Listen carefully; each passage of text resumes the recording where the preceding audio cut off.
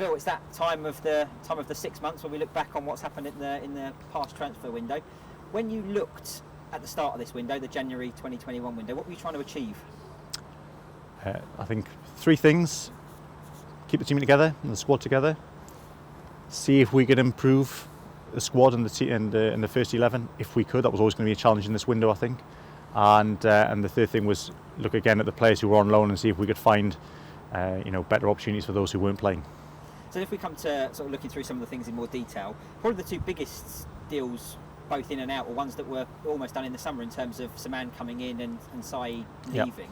I guess my question there is, was there a pressure to do those in January? Because initially it was sort of thought it might be a whole year, or was that just something that came up? It's just something that came up just by chance. The side one was always based on we need some more medical results. We had to wait for them to come. They happened to come in January, and then it got signed off as was always the plan. So no problem there.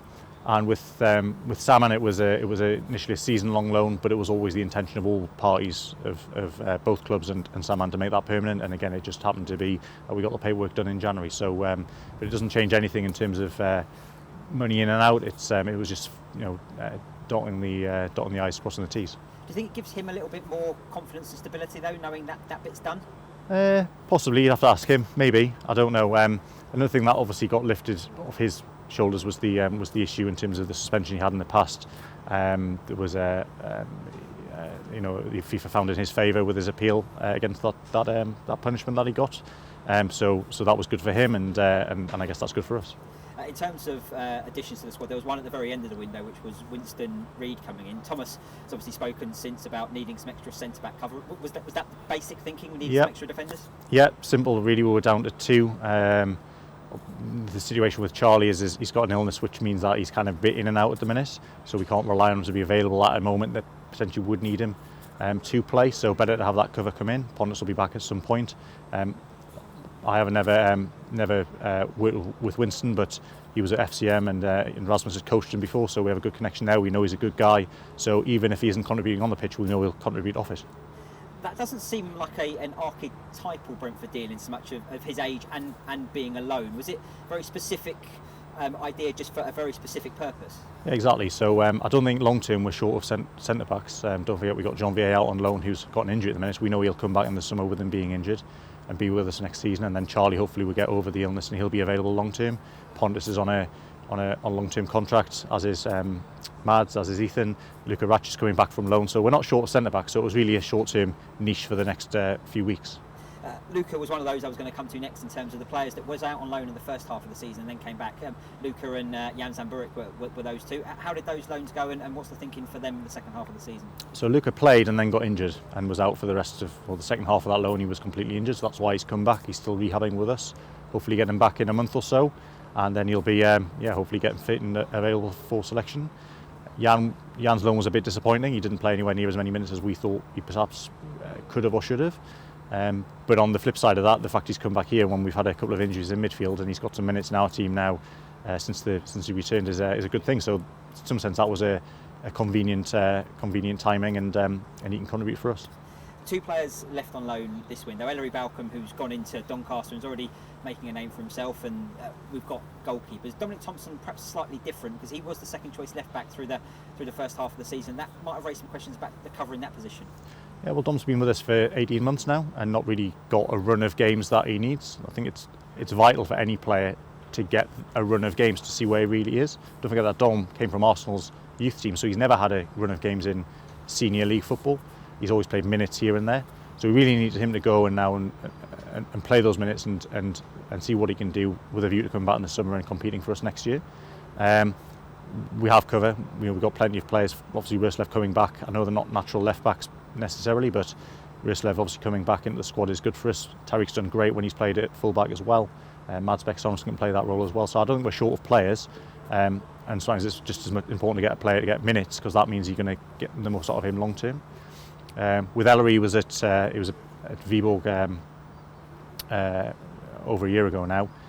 Got an injury, came back and took time to get over that injury, and he wanted to go out on loan back in September for the whole season. But we said to him, look, stay and make sure that the injury is completely rehabbed, that you're completely fit and ready to go when you do go, so you can do your best. and we'd always had the plan that he would go out in January, and it's a really good loan. Doncaster doing really well, so it's a good level, and he's playing, which is the most important thing. Two players changed loan clubs, Patrick Gunnarsson and Halil Dervishoglu. Anything specific was that planned, or was that just a circumstance? Patrick was at a club whose first team goalkeeper had been injured long term. He's coming back now, so there was always a likelihood they would play their own player first. So given that he'd done well and other clubs in that league had looked at him and played against him, it made sense for him to stay in the country as well. Obviously, logistically a lot easier as well. Halil hadn't got the minutes that any of us had hoped at 20, so we recalled him. He played the FA Cup game obviously for us, but the idea was always that he would look to go and get more minutes elsewhere. So hopefully Galatasaray, obviously he's a Turkish under-21 player, will want to play him, and yeah, you'll have a better experience this time. Some movement in the B team as well, albeit not much. Fred Hammer's left us. He played one first team game, and then getting a couple of players in on loan. Just look at the B team as a whole rather than individuals. The window there, was that again what you were thinking of? You're always looking for opportunities for the B team. Brexit doesn't help us because it closes off some of those players, overseas players who'd come in the past, so it's much more UK focused. That's why you see players like Ethan Robb joining for a few months, and obviously we'll have a closer look at him, Ben Winterbottom as well.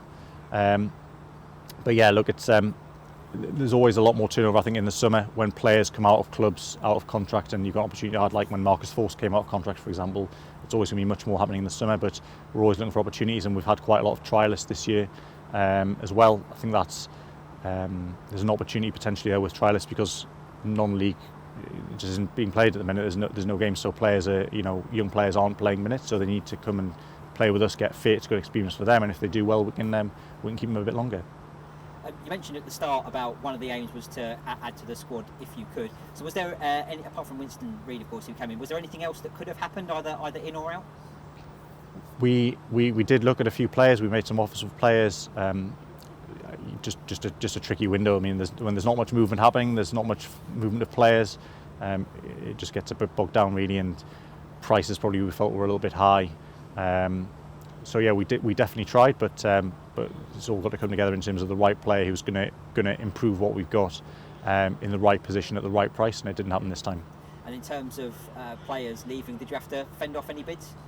No, not one, none at all. But that was the same as last January when we were in a good position in the league. I think the combination of clubs looking at us and saying, yeah, they've got good players, but they're never going to sell, which is correct, so they didn't even bother. Hopefully our players all thinking we've got a really good opportunity together here, and definitely don't want to move either. So yeah, it was really quiet in that respect. So taking that into consideration, do you think you achieved what you set out to do? Yeah, I mean, look, if there'd been the right player at the right price, then we would have done it, and that would have been good. But it's no disaster that it's not. We've got good players, good squad, doing well, 18 unbeaten. So, not a time to panic really. I'm pretty confident we'll keep on going as we are.